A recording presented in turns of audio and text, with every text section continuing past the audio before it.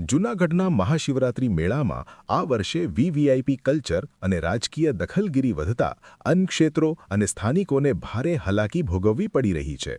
Ration અને બળતણ લાવવા માટે પાસની પૂરતી વ્યવસ્થા ન હોવાથી સંચાલકોમાં રોષ છે।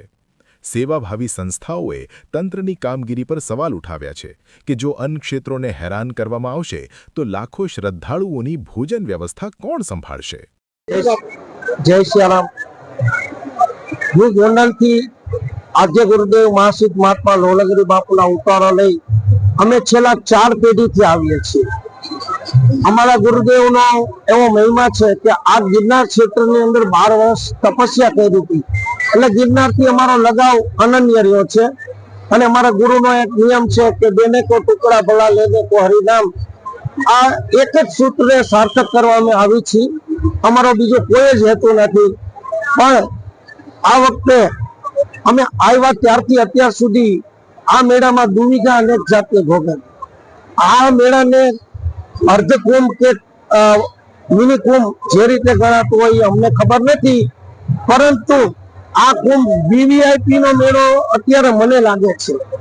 સાથે સાથે રાજકીય મેળો ને રાજકીય માટે આવવા જવાની છૂટ, અમને અનેક જાતની દુવિધાઓ પડી છે। અમે ઓછામાં ઓછા 25 થી 30 હજાર માણસની વ્યવસ્થા કરીને અહીંયા આવ્યા હતા। અત્યારે માણસ એટલું હતું, આજ બધું જ પૂરું થઈ ગયું છે। કાલ માટે અમારે વ્યવસ્થા કરવાની છે, પણ વાહન વ્યવસ્થા બંધ છે। વાહન વ્યવસ્થા બંધ છે, સાથે સાથે અમને એક પાસ આપવામાં આવ્યો નથી કે અમે કઈ વસ્તુ બહારથી લઈ આવો। તો હવે જો તંત્રને અનુકૂળતા હોય તો અહીંયા અમને બધી વસ્તુ દઈ જાય તો અમે કાલ જમાડશું,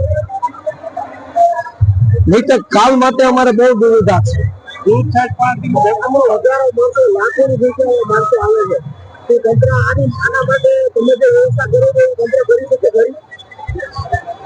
અમારો હેતુ તો એકમાત્ર છે કે જમાડવું। હવે બધા જ ઉતારા બંધ થઈ જાય અને